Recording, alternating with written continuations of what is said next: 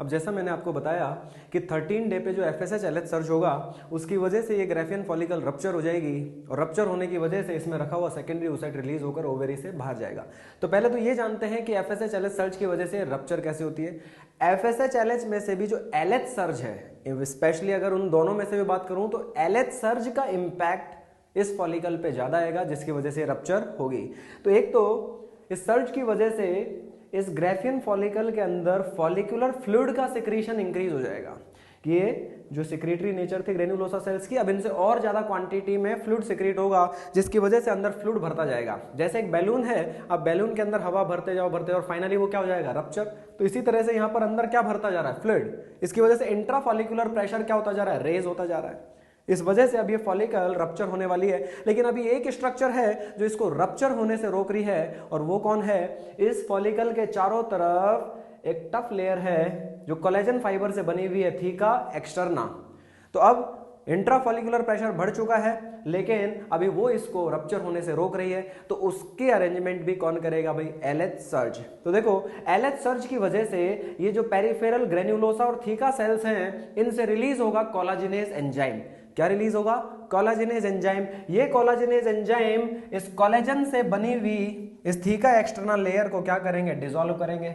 Fluid की quantity अंदर already बढ़ी हुई है, इंट्राफॉलिकुलर प्रेशर ऑलरेडी बढ़ा हुआ है और अब जो चारों तरफ थीका एक्सटर्ना जो फाइब्रस लेयर थी वो भी क्या हो गई है, डिसॉल्व ड्यू टू कोलाजिनेज एंजाइम जो LH सर्ज के इन्फ्लुएंस में किसने रिलीज किया था, पेरिफेरल ग्रेनुलोसा और थीका सेल्स ने। तो फाइनली अब ये फॉलिकल हो जाएगी रप्चर होने की वजह से ये फॉलिकल आपको इस तरीके से नजर आएगी। ये तो वो सेल्स जो ग्रेनुलोसा सेल्स, इसके चारों तरफ बाहर यहां पर आपको दिखाई देगी थीका इंटरना की सेल्स। तो हालांकि थीका इंटरना रप्चर होने की वजह से काफी कुछ डैमेज हो चुकी है, बहुत सारी सेल्स डेड हो चुकी है, कुछ ही थीका सेल्स चारों तरफ बची हुई होंगी और थीका एक्सटर्ना तो डिसॉल्व हो ही चुकी है।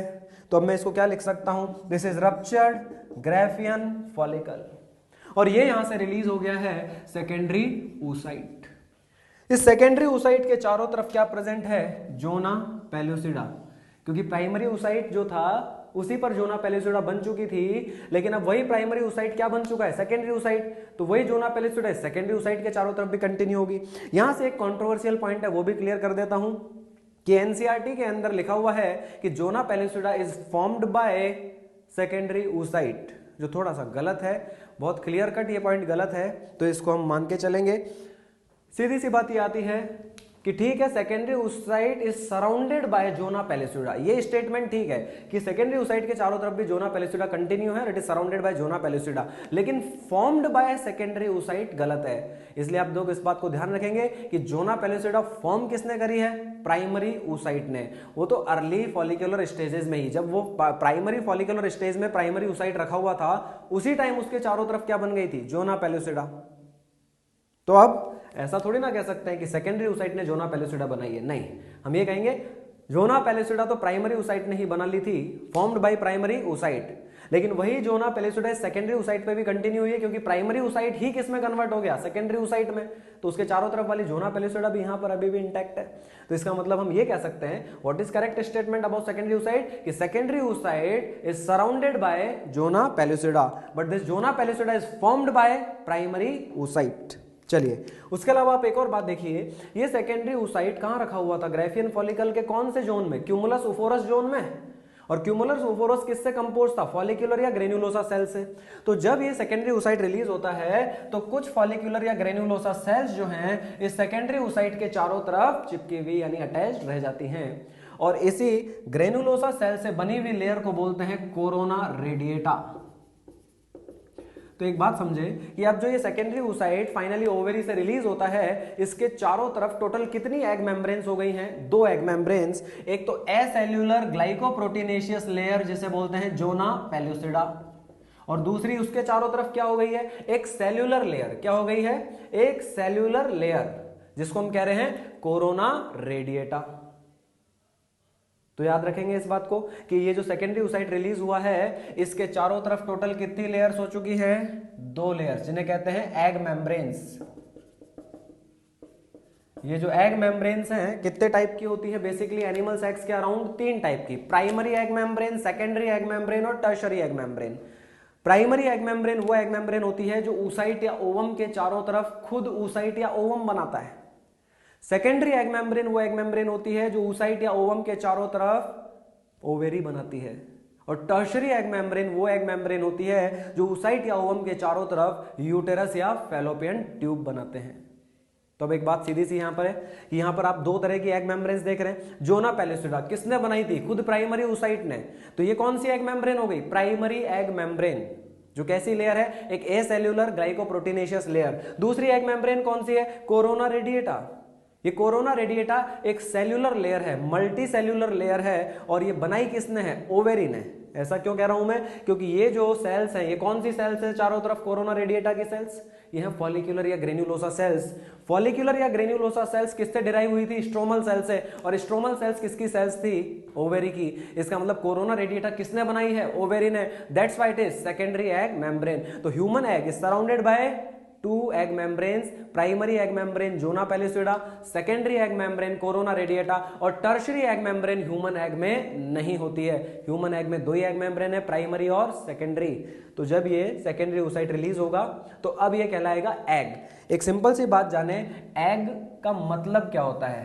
Egg is equal to oocyte या ओवम प्लस एग मेम्ब्रेन। इसका मतलब ये हुआ कि सपोज मैंने यहां पर ये सेकेंडरी oocyte बना दिया, अभी इसके चारों तरफ मैंने कोई एग मेम्ब्रेन नहीं बनाई हुई है, तो क्या मैं इस स्ट्रक्चर को एग कंसीडर कर सकता हूं? नहीं कर सकता। लेकिन जब मैं इसके चारों तरफ एग मेम्ब्रेन भी कंसीडर कर लूंगा, चारों तरफ एग मेम्ब्रेन भी बना दूंगा, ये जोना पेलिस्टिडा, ये कोरोना रेडिएटा, क्या मैं इस स्ट्रक्चर को एग कह सकता हूं? Yes, now it is egg. तो एग और oocyte या ओवम में इतना सा डिफरेंस है कि एग का मतलब होता है oocyte या ओवम और उसके चारों तरफ एग मेम्ब्रेन। इस पूरे स्ट्रक्चर को मिलाकर हम क्या कहेंगे? एग। तो ह्यूमन एग में टोटल कितने तरह की एग मेम्ब्रेन्स है? दो। प्राइमरी जोना पेलिस्टिडा और सेकेंडरी जो है वो है कोरोना रेडिएटा। चलिए, ये फाइनली ओवेरी से रिलीज होकर कहां चला जाएगा? फैलोपियन ट्यूब में। लेकिन अब एक और दिमाग में बात ये आती है कि ठीक है, इस ग्राफियन फॉलिकल के रप्चर होने से सेकेंडरी oocyte इस फॉलिकल से तो रिलीज हो गया है, लेकिन अब ये सेकेंडरी oocyte ओवेरी से बाहर कैसे जाएगा? अभी तो किससे बाहर निकला है? फॉलिकल से। लेकिन अब सवाल ये आता है कि ओवेरी से बाहर कैसे जाएगा? इस बात को आप बिल्कुल सिंपली समझ सकते हैं इस तरीके से। मान लीजिए ये है ओवेरी। ओवेरी की स्ट्रक्चर याद है? ओवेरी की वॉल किससे बनी हुई होती है? White fibrous connective tissue. कौन सी? Tunica albuginea. वही तो सबसे थिकेस्ट लेयर थी। बाहर की तरफ तो एक सिंगल सेल की लेयर थी, कौन सी? Germinal epithelium. क्या वो रोकेगी सेकेंडरी oocyte को बाहर जाने से? नहीं। रोक कौन रही है? Tunica albuginea, white fibrous connective tissue की लेयर जो कोलेजन फाइबर से बनी हुई है। चले देखते हैं कैसे रिलीज होता है यहां से एग। मान लीजिए ये central part of the stroma, ये तो है मेड्यूला। मेड्यूला तो जो कोर ऑफ द ओवेरी है, ये तो खुद ही फाइब्रस टिश्यू से बना हुआ है। तो functional part of the ovarian stroma कौन था? कॉर्टेक्स। ये कॉर्टेक्स था। इस कॉर्टेक्स के अंदर डेंसली पैक्ड स्ट्रोमल सेल्स थी। इसी में क्या रखी हुई थी? फॉलिकल्स। तो इसी कॉर्टेक्स में कहीं ना कहीं कोई फॉलिकल डेवलप होकर क्या बनी है? Graafian follicle. मैंने आपको बोला था कि इस ओवेरियन कॉर्टेक्स में बहुत सारी फॉलिकल्स रखी हुई हैं, लेकिन एक मेंस्ट्रुएशन साइकिल में कोई भी रैंडमली एक फॉलिकल डेवलप होकर क्या बनती है? Graafian follicle. तो सपोज यहां पर ये एक फॉलिकल डेवलप होकर क्या बन चुकी है? Graafian follicle. इस ग्राफियन फॉलिकल के सेंटर में कौन रखा है? Secondary oocyte। इस ग्राफियन फॉलिकल के चारों तरफ फाइब्रस लेयर कौन सी है? थीका एक्सटर्ना, जो किससे बनी हुई है? कोलेजन फाइबर से। तो मैंने कहा था कि जब LH सर्ज होता है 13th डे पर, तो LH सर्ज की वजह से एक तो इस फॉलिकल के अंदर फ्लूइड का सिक्रीशन बढ़ जाता है, जिससे इंट्राफॉलिकुलर प्रेशर बढ़ता है, और साथ ही साथ उस LH सर्ज की वजह से पेरिफेरल ग्रेन्युलोसा और थीका सेल से क्या रिलीज होता है? कोलाजिनेज एंजाइम। तो वो कोलाजिनेज एंजाइम पहले तो इस थीका एक्सटर्ना के कोलेजन फाइबर्स को डिसॉल्व करेंगे। थीका एक्सटर्ना जो थी, जो फॉलिकल के चारों तरफ वाली लेयर थी कि नहीं, उसको डिसॉल्व करेंगे। तो थीका एक्सटर्ना डिसॉल्व हो गई। अब जो ये कोलाजिनेज एंजाइम रिलीज हुआ है इस फॉलिकल से, ये यहां रखे हुए ट्यूनिका एल्बुजिनिया, क्या? ट्यूनिका एल्बुजिनिया के कोलेजन फाइबर को भी डिसॉल्व कर देगा। तो जिस साइट पर ये ग्राफियन फॉलिकल डेवलप हुई है, तो फाइनली 14th डे पर जब ये फॉलिकल रप्चर होगी, उस टाइम कोलाजिनेज एंजाइम की वजह से उस साइट की जो ओवेरी की वॉल है, यानी जो ट्यूनिका एल्बुजिनिया है, वो भी डिसॉल्व हो जाएगी। इसका मतलब ट्यूनिका एल्बुजिनिया में एक छेद बन जाएगा, एक पोर्ट बन जाएगा, या बोलते हैं एक होल बन जाएगा, और इसी को बोलते हैं स्टिग्मा। क्या बोलते हैं? स्टिग्मा। अब अंदर तो पूरा ओवेरियन कॉर्टेक्स और ओवेरियन स्ट्रक्चर कॉम्पैक्टली पैक्ड है, तो रेजिस्टेंस किधर कम हुआ है, रेजिस्टेंस इस तरफ आउटर साइड की तरफ कम हुआ है, क्योंकि यहां से ट्यूनिका एल्बुजिनिया क्या हो गई है, डिसॉल्व। तो ऑब्वियस सी बात है जिस तरफ से रेजिस्टेंस कम होगा ये फॉलिकल क्या होगी, उधर से ही रप्चर होगी और ये सेकेंडरी oocyte सीधा ओवेरी से बाहर जाएगा। इसका मतलब जब ग्राफियन फॉलिकल रप्चर होती है तो ये सेकेंडरी oocyte सीधा ओवेरी से बाहर जाता है। इसके लिए कोई अलग से व्यवस्था या अरेंजमेंट हुई क्या, नहीं। जो कोलाजिनेज एंजाइम इस ग्राफियन फॉलिकल को रप्चर करने में मदद करेगा वही collagenase enzyme tunica albuginea of ovarian wall को भी डिसॉल्व करेगा। जैसे ट्यूनिका एल्बुजिनिया में उस साइड पे क्या बन जाएगा, एक छेद, एक पोर्ट बन जाएगा, यानी स्टिग्मा बन जाएगा और उसी से ये सेकेंडरी oocyte सीधा ओवेरी से बाहर जाएगा। कहां, सीलोम में। सीलोम से सेकेंडरी oocyte को कौन कलेक्ट कर लेगा, fimbriated end of the fallopian tube, और फाइनली ये चला जाएगा फैलोपियन ट्यूब में।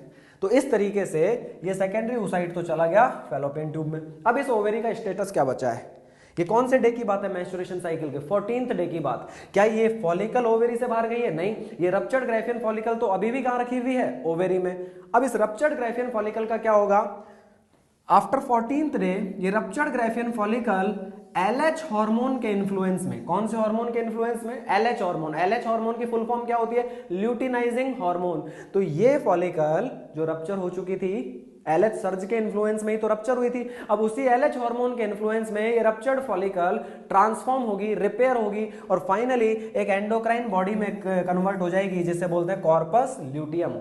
यानी आपने क्या देखा, 14th डे से पहले आपने ओवेरी में क्या देखा कि एक फॉलिकल डेवलप होकर सेकेंडरी बनी, फिर टर्शरी, फिर मैच्योर टर्शरी यानी ग्राफियन बनी और फिर रप्चर हो गई और ओव्यूलेशन हो गया। और अब 14 डे के बाद आप क्या देखोगे कि 14 डे के बाद ये ruptured Graafian follicle under the influence of LH transform हो जाएगी एक एंडोक्राइन स्ट्रक्चर में, जिसे बोलते हैं कॉर्पस ल्यूटियम। तो ये रखिए यहां पर कॉर्पस ल्यूटियम। यही वजह होती है कि 14th डे से जस्ट पहले वाली मेंस्ट्रुएशन साइकिल की फेज क्या कहलाती है, फॉलिक्यूलर फेज, क्योंकि उस फेज में ओवरी में क्या हुआ है, फॉलिक्यूलर डेवलपमेंट। और 14th डे से बाद वाली जो मेंस्ट्रुएशन साइकिल की फेज है वो कहलाती है ल्यूटियल फेज, क्योंकि 14th डे के बाद ड्यूरिंग मेंस्ट्रुएशन साइकिल ओवरी में क्या हुआ है, कॉर्पस ल्यूटियम का डेवलपमेंट।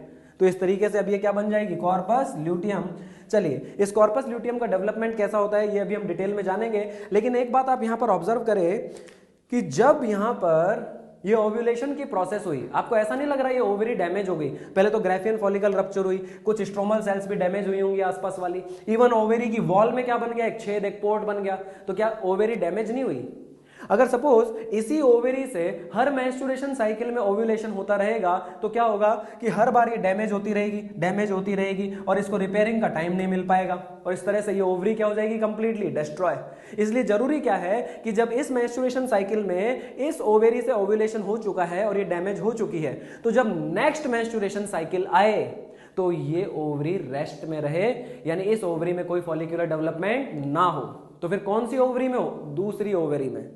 तो जब अगला मेंस्ट्रुएशन साइकिल आएगा तो दूसरी ओवरी फंक्शनल होगी, ये ओवरी रेस्ट फेज में, रिपेयर फेज में होगी, इसकी रिपेयर चल रही होगी, इसके अंदर फॉलिक्यूलर डेवलपमेंट नहीं होगा।